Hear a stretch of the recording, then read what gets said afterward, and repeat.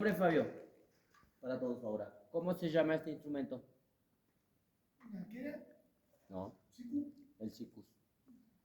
El sikus, un instrumento andino hecho con caña de bambú. Sikus o zampoña, cualquiera de los dos nombres está bien.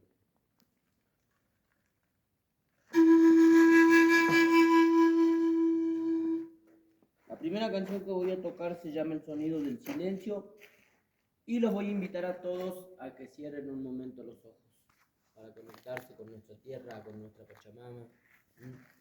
Ahí lo que les comenté al principio, lo de los deseos, las peticiones, el agradecimiento a la tierra.